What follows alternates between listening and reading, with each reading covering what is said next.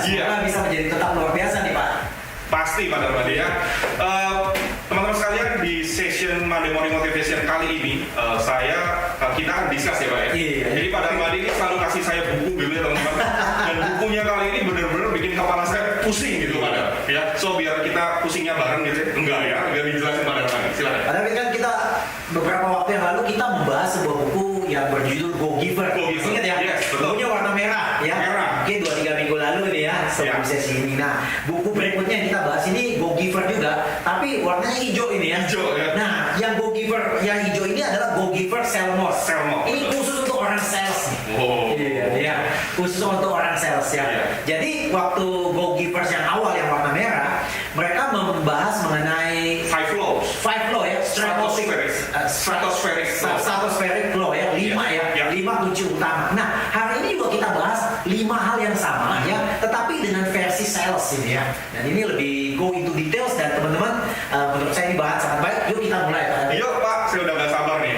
Silakan Pak. Nah, yang kita mau diskusikan bahwa ini sebuah penemuan yang luar biasa sebenarnya pada David. Orang sales itu di mata customer itu kebanyakan dianggap negatif atau positif nggak sih? Kebanyakan negatif ya. Kenapa? Kesannya. Kenapa dianggap negatif? Yang pertama ngejar-ngejar orang. Ngejar orang karena punya interest. Interest gitu ya. Kedua biasanya apa? Kenapa dia nggak disukai ya? Iya. Kayaknya orang dipaksa gitu ya. Iya. Nah, kita juga jual properti walaupun produk kita berbeda dengan produk-produk yang lain. Produk kita kompleks ya. Tapi hal tersebut terlihat di dalam sikap kita, di dalam cara bekerja kita. Nah, ambil contoh nih ya. Traditional sales itu selalu berdampak dari awalnya. Kalau di dunia sales dimanapun Anda berada, khususnya jual beli properti, Anda pasti diajar untuk bisa sukses di dunia bisnis. Pertama, you harus prospek. Setuju. Nyari prospek sebanyak-banyaknya. Betul. It's very good ya. Karena dari prospek itu ya nanti ada beberapa orang yang mungkin cocok dengan profil Anda dan Anda bisa bantu dia jual propertinya gitu ya. Betul. Nah, dari prospek itu kan Anda mesti qualify. Customer-nya cocok atau nggak cocok gitu ya. Suspek atau prospek gitu kan ya. Nah, setelah Anda qualify ya, Anda masuk baru presentasi. Nah, di presentasi ini pasti ya Anda berusaha menjual produk Anda. Ya, Anda diajar lah ya, jual feature, change into benefit. Yes. Jual feature, change into benefit. Tujuannya ujung-ujungnya dapat yes yang banyak dari customer. Setuju. Kata orang sales, kalau customer udah say yes 5 kali itu udah siap di close. Pak. Yes. Nah, kita berarti nih Pak David, orang sales itu nganggap customer itu seperti mangsa. Pak. Ya. Dikejar sana, dikejar sini, dikejar sana, udah capek, mau digigit gitu ya. Nah, itu selalu ada di darah daging orang sales. Karena dunia sales diajarin kayak begitu ya. Nah, setelah di presentasi biasanya Pak ada objection Pak. Ya mulai ya. Keberatan ya. Kenapa aku mesti beli dari kamu gitu ya? Kenapa harganya lebih mahal dari kompetitor? Ya. Kenapa you ikat saya gitu ya? Kenapa cara kerja you beda? Itu overcome objection itu biasa Pak. Ya orang sales tuh udah apa? Bahkan untuk hadapin objection kayak gini, mereka tuh udah punya scriptnya Pak. Mereka bahkan udah hafal. Kalau dia begini kita Begini tujuannya hanya yes gitu kan ya. Nah, akhirnya dari close ya, setelah bisa close nih customer setelah dikejar-kejar diapain, close nih, wah happy nih ya, udah dapat komisi ya. Kita mulai follow up. Sebenarnya tujuan follow up kita sebenarnya bukan jujur sebenarnya mau bantu dia. Kadang-kadang kita mau dapat referral lagi gitu kan ya. Ya kita mau dapat referral lagi gitu ya. Betul. Dan akhirnya kita mau customer service yang tujuannya sekali lagi pengen dapat sales lagi dari dia. Ini traditional sales. Jadi traditional sales ini nih customer diajar tuh, customer itu seperti buah kelapa ya, dipotong, diambil airnya, diperes sampai santannya semua lo ambil ya. Jadi luar biasa ya. Pantesan jadi image-nya jadi kesannya kayak tadi Pada bilang ya. Semoga Anda tidak seperti itu ya. Walaupun saya tahu mungkin bisa Anda seperti itu ya.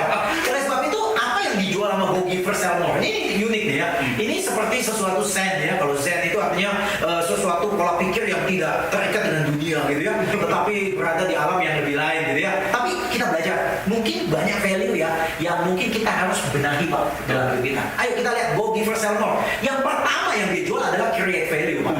Jadi dia nggak nyari prospek, nggak nyari apa. Jadi dia nggak bergerak seperti orang ngejar kupu-kupu ya untuk dapat kupu-kupu. Dia mulai bergerak dengan membuat sebuah pohon, membuat taman yang indah. Tujuannya sama, ngejar kupu-kupu juga. Iya, betul. Tetapi yang pertama kan mesti ngejar 1, ngejar 2, ngejar 3. Kalau dia enggak, Bangun tamannya. dia bangun taman, dia seperti petani Pak. Yes. Ya, dia petani, dia rapiin tempatnya sehingga customer itu yang tertarik datang dia ya. Betul. Jadi dia pertama create value. Nah Pak, tunggu maaf saya tahan. Yes. Sebelum lanjut ke yang berikutnya ya. Iya. Gimana caranya kita create value? Nah, create value, saya ingatkan Anda bahwa 4/5 proses selling itu adalah creating value. Menurut dia 4/5? 4/5. Bahkan 1/5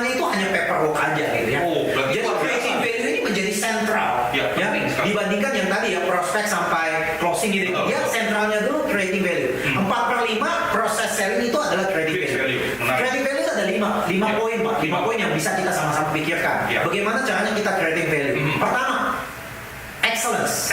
Dalam memberikan service itu kita mesti excellence. Ya, umpama Anda ketemu klien, tampilan Anda excellence. Ya, kalau Anda punya mobil, Anda antar klien dan properti, mobil Anda bersih. Itu excellent. Itu standar prosedur. Sama kalau Anda ke restoran, Anda berharap ketika Anda masuk pelayanannya baik, ya. Kemudian meja-mejanya rapi, menunya nggak minyak-minyakan, Anda ke WC-nya bersih. Itu excellence. Ya. Nah, itu creating values. Karena tidak semua agent kayak begitu. Saya banyak lihat agent nggak creating values, bahkan distracting values gitu ya, nggak excellence gitu ya. Yang kedua adalah konsisten. Nah, konsistennya juga value Pak. Cara kerja Anda itu seperti apa? Dunia ini penuh dengan yang namanya uncertainty, unpredictable things. Jual properti itu nggak 10 properti Anda jual 10-10-nya laku, enggak. Banyak hal bisa terjadi. Tetapi yang dibutuhkan customer adalah sebuah konsistensi. Cara kerja Anda yang benar gitu. Ya kan? Yang ketiga adalah attention. Ya, bagaimana Anda memberikan attention? Bagaimana Anda membantu customer dari awal sampai akhir proses attention Anda lihat prosesnya. Umpama ada sales pernah cerita sama saya, dia bantu customernya tuh punya suami sakit keras gitu kan. Gimana caranya supaya bantu dia supaya mereka bisa bayar lunas biaya rumah sakit. Attention itu ada, bukan hanya sekedar properti. Dia attention terhadap manusianya. Yang keempat adalah empati. Ini cerita yang menarik dari Southwest Airlines. Gimana tuh Pak? Ya, very simple. Ada customer datang gitu ya. Customer itu naik kursi roda, mungkin habis tabrakan ya, anak muda gitu ya. Nah, pramugari ini tahu bahwa di kapal ini sebenarnya penuh, tapi ada satu deret bangku yang 3 orang, di mana hanya 1 orang duduk di situ, 2-nya kosong. Yang lain penuh. Nah, cewek ini yang kakinya patah, dia akan duduk tiga bangku dengan 3 orang yang berbeda. Tapi pramugari ini tahu ada satu deret yang 2 sisa. Dia mengambil inisiatif meminta orang yang satu dipindah ke tempat cewek ini punya bangku sebenarnya, sehingga cewek ini bisa duduk di 3 bangku yang kosong gitu, karena kakinya pasti sakit.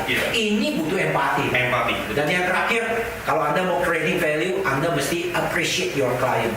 Punya appreciation dengan mereka. Anda mengingat mereka dengan nama. Bahkan banyak agent yang lupa nama customer-nya. Kadang-kadang dia ulang tahun, Anda say hi. Ya, Anda bisa berikan satu hadiah kecil ketika closing seperti apa. Itu yang membedakan Anda, dan itu yang membuat Anda mempunyai reputation. Ya, di reputation itulah yang dicari. Oh, aku mau jual properti sama si itu, karena si itu orangnya kerjanya excellence, konsisten, punya attention, punya empati, dan appreciate customernya. Nah, itu value yang kita harus bangun dulu Pak. Itu kunci awalnya. 4/5-nya ya Pak. 4/5. Nah, setelah you create value, yang kedua berarti Anda mesti punya hati yang tulus. Kenapa? Karena proses yang kedua adalah touching people's life. Anda harus menyentuh mereka. Anda harus menyentuh mereka, karena susah banget gitu ya. Kita hanya sekedar jual beli properti, kita nggak bisa menyentuh perasaan orang. Orang tidak melihat kita tuh sincere bantu dia. Yang ketiga lagi, kita build networks. Ya, build networks ini bukan artinya Anda build network sesama agent, bukan. Anda buat customer itu menjadi network Anda gitu. Karena Joe Girard pernah berkata, satu orang itu punya 250 orang lainnya yang dia kenal. Jadi orang-orang yang dia kenal, orang yang customer yang happy dengan Anda, dia akan mengintroduce Anda dengan teman-temannya lain. Nah, Anda mesti build networks ya. Nah, kemudian yang berikutnya ya, Go Givers ini mengajak Anda untuk be real. Jadi diri Anda sebenarnya. Anda tidak usah bermain sandiwara begitu ya. Anda tidak usah bermain sandiwara, Anda tidak usah mereka siapa. Anda mau punya good personal skill, Anda be a person. Anda jadi manusia, karena kita punya kelebihan, dan itu yang mesti Anda tonjolkan. Dan yang terakhir, stay open. Ya, stay open. Kenapa dikatakan stay open? Karena banyak orang selalu nanya, kalau the more you give, the more you get. Makin banyak Anda memberi, makin banyak Anda dapat. Lah, kalau saya kasih terus, saya kapan dapatnya? That's why you mesti stay open. Karena prinsip dunia ini mengatakan ya perbuatan baik yang Anda tabur, dapatnya apa? Kebaikan dong. Ya, perbuatan jahat dapatnya apa? Iya. Jadi kalau Anda bantu banyak orang, Anda udah nggak usah nanya, nanti saya dibalas nggak sih? Nanti saya dapat baliknya. Pasti. Kalau Anda mampu memberi orang, berarti sebelumnya Anda sudah punya sesuatu ya. Dan Anda punya sesuatu karena Anda diberi sama orang. Iya. Sebenarnya closing a sales itu sebenarnya bukan closing namanya, tetapi receiving. Banyak orang bilang, saya close a deal, close kayak nutup. Sebenarnya Anda sedang membuka diri untuk menerima itu semuanya. Nah, value-value ini benar-benar menurut saya zen of sales gitu ya. Wow, ini baru di awal loh teman-teman. Masih tenang, sabar nih. Masih banyak hal yang kita bahas nih Pak ya. Iya. Oke, benar Bani. Punya poin-poin lain nih sepertinya. Silakan.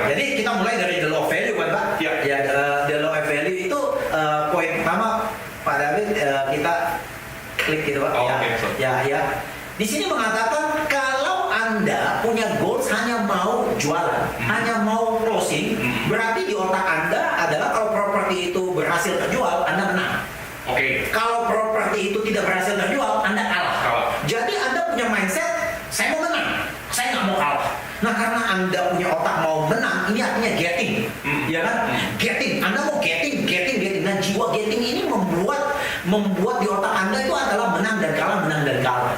Ya, dan ini membuat perilaku Anda berbeda kalau goals Anda creating value. Kalau Anda creating value, orang mau beli, orang nggak mau beli dengan Anda nggak kalah. Nothing tulus ya? Nothing tulus.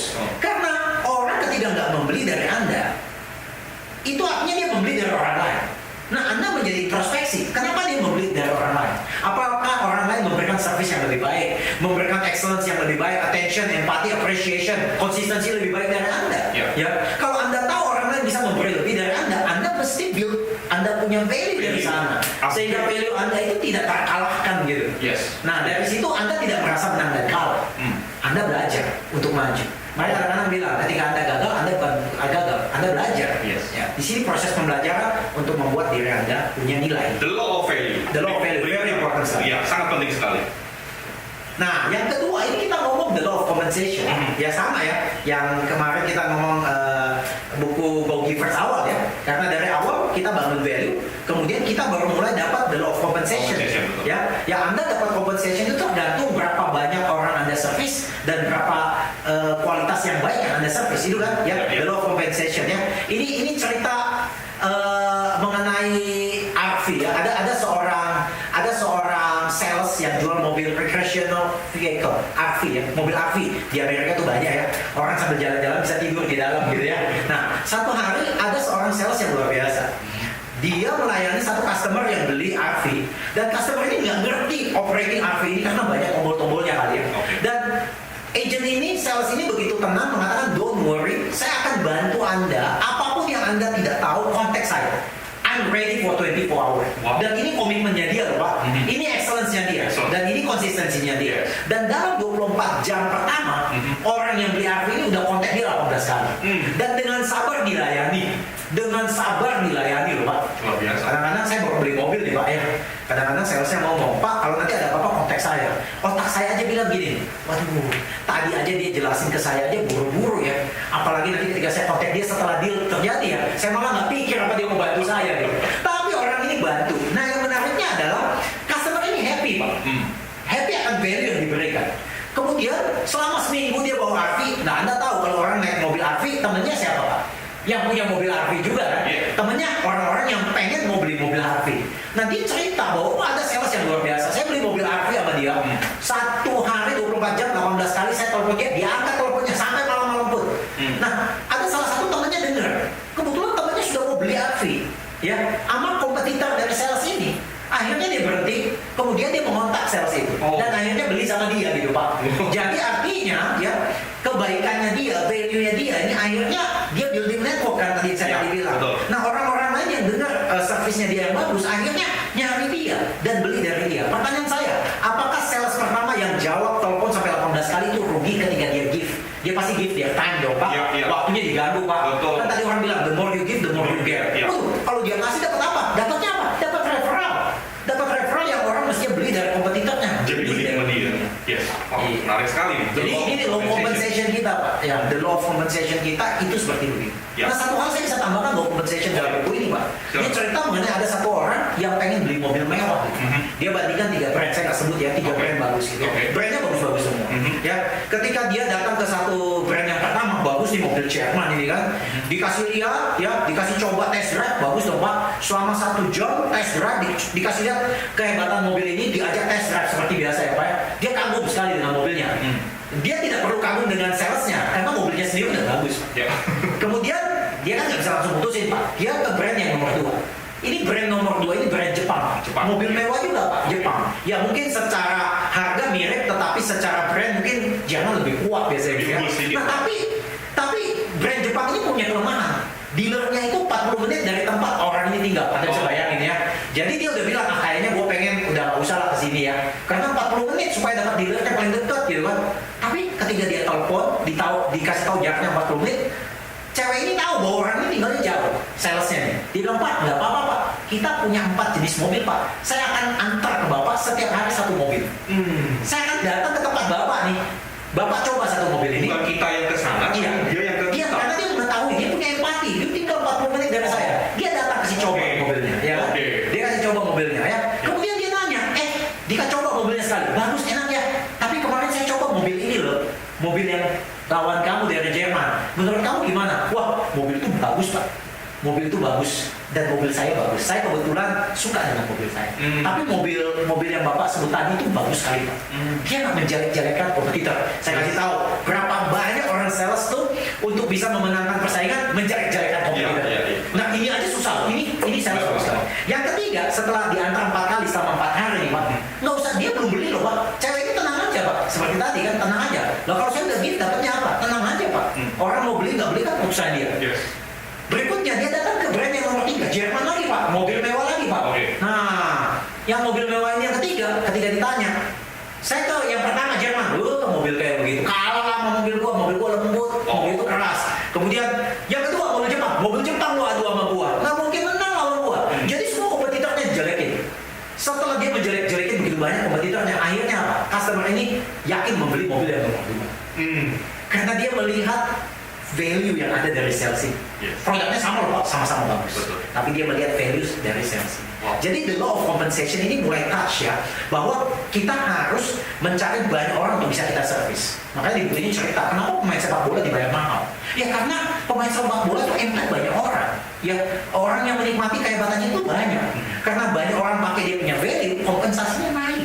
Jadi kalau Anda mau punya kompensasi naik, memang Anda mesti tetap prospek. Tetapi prospek bukan dari orang yang seperti tadi yang saya cari sebanyak-banyaknya, tetapi prospek dari network yang ada. Orang-orang yang puas dengan Anda, orang-orang yang merefer orang ke Anda, itu berbeda sekali dengan prospek yang out of nowhere di luar sana. Dan startingnya dari giving ya Pak ya? Startingnya dari giving, bukan taking loh Pak. Yes. Bukan taking. Luar biasa.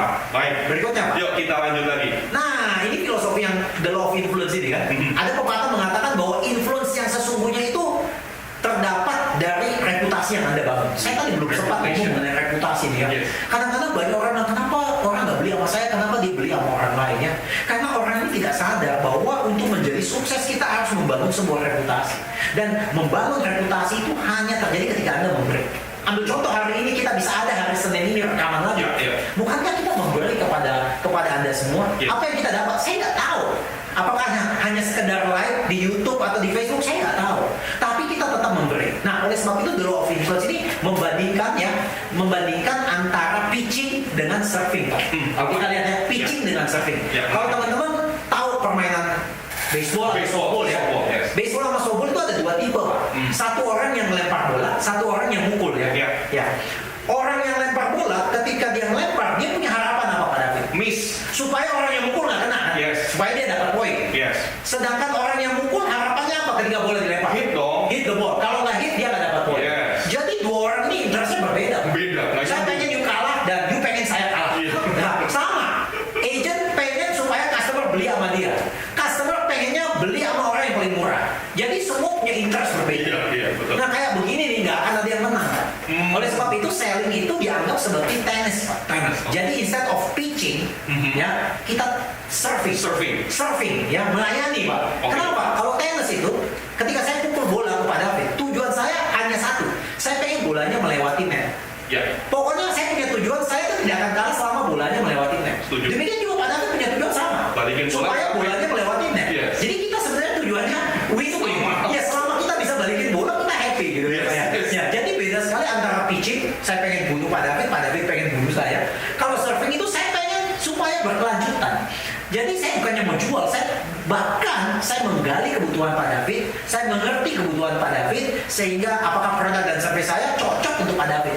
Nah ini kita akan TikTok terus sampai dua-dua menang gitu. Ini the law of influence. Berikutnya. Yuk kita lanjut lagi teman-teman. Nah, ini the law of authenticity yang keempat nih, be yourself gitu kan ya. Ya, bagaimana kita bisa mengekspres diri kita ya. Ini communication skill itu bukan sekedar hanya listening skill. Kok listening skill itu bagian dari communication skill. Bahkan listening ini jauh lebih penting dari berkomunikasi. Komunikasi ngomong ini nih, kadang-kadang ngomong saya hanya pengen deliver apa yang saya mau Pak David dengar. Ya. Kalau listening itu beda loh Pak.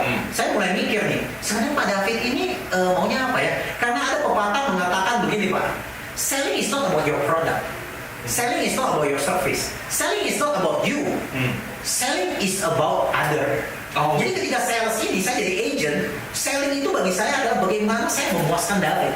Saya nggak pikir diri saya. Kenapa? Karena begitu Pak David puas, apakah saya puas? Iya. Tentu saya puas. Iya. Jadi nggak memikirkan gimana saya puas. Karena kalau saya mikirin gimana saya puas, Pak David pasti nggak puas. Betul. Tapi kalau saya pikir Pak David puas dulu, Pasti puas. Saya pasti puas. Pak David puas, rumah terjual, saya dapat komisi. Iya. Kalau saya pikir komisi saya terus, ya nggak dapat David. Wow, Iya. menarik ya. Authenticity ya Pak ya. Yes. Kita lanjut lagi ya Pak ya. Yes. Ini yang terakhir ya, the law ya. The law of receptivity ya. Betul. Ya, the key to effective giving is stay open of receiving. Yang saya tadi bilang, Pak, kalau saya kasih emangnya nanti ada baliknya? Nggak usah. Proses dulunya kalau you kasih pasti balik. You nggak nanya saya, Pak, pasti ada baliknya nggak? Pasti ada baliknya. Kalau kita kasih, kita punya waktu, pikiran, ya semuanya, itu pasti ada baliknya, ya. Every giving can happen only because there is a receiving, ya. Semua giving itu bisa kita berikan karena ada proses receiving. Anda tidak mungkin bisa memberi kalau Anda tidak menerima. Makanya closing a sales itu bukan closing, tetapi open receiving dari value yang Anda beri kepada orang. Wow, powerful sekali nih. Ya, nah Pak Darmadi ini ada gambar ini nih Pak. Ini masih terkait dengan Go Giver Self Iya, ini sebenarnya tambahan ini ya, Tambahan. ekstra untuk Anda ya. Iya. I give extra ya. The philosophy of faith. Nah, kalau Anda pernah punya kipas angin zaman sekarang beda Pak dengan kipas angin zaman dulu. Kipas angin zaman sekarang tuh bisa muter niup ke depan, bisa narik ke dalam. Oh. Jadi kayak exhaust gitu Pak, Ya, kan exhaust, seperti right. exhaust ya. Ya. Nah, kalau Anda lihat ya, ada namanya pulling and pushing strategi Pak. Ya, pushing strategi ya, seorang sales pushing strategi, saya pengen Pak David beli, makanya saya push Pak David sedemikian rupa supaya Pak David beli. Nah, kekuatan pushing itu kecil Pak. Ambil contoh di ruangan yang panas, Anda buka kipas angin, nyemprot gitu. Kadang-kadang kita di depan kipas angin 2-3 meter, anginnya nggak kenal. Ya, nggak Karena merasa. panas Pak. Ya. Angin itu nggak kuat kalau di pushing gitu. Betul, betul. Nah, kalau pulling itu seperti apa? Pulling tadi kita instead of pushing customer, kita pulling customer. Dia punya kebutuhan, saya punya value. Dia tertarik dengan saya pull dia. Itu lebih gampang. Ambil contoh kipas angin nih. Kalau Anda reverse itu kipas anginnya, umpama dia dalam bentuk exhaust, jadi anginnya tidak tiup ke sana, anginnya menyedot ke dalam. Ketika Anda melakukan itu, jangan-jangan ada jendela jarak 10 meter, bisa kebuka gara-gara Betul. dia nyedot gitu. Betul. Anda pasti jendelanya goyang. Padahal jaraknya itu jauh loh Pak.